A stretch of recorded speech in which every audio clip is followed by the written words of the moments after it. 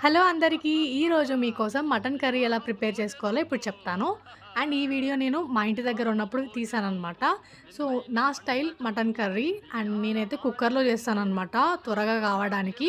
So, ఇంకా process అయితే stove వెలిగించుకొని, కుక్కర్ పెట్టేసుకొని, ఆయిల్ పోసుకొని, ఉల్లిపాయలు, జీలకర్ర, ఆవాలు, పచ్చిమిర్చి, ఇంకా కరివేపాకు, పసుపు ఇవన్నీ ఏసుకొని మిక్స్ చేసుకోండి.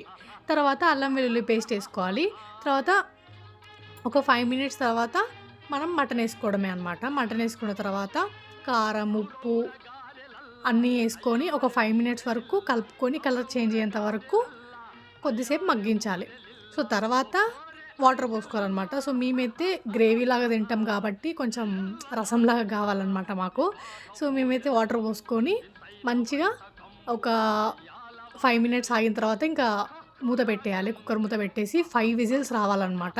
సో, చక్కగా ఉడికిపోతది. లాస్ట్‌కి ధనియాల పొడి, ఇంకా కొత్తిమీర, పుదీనా ఏసుకుంటే అంతే.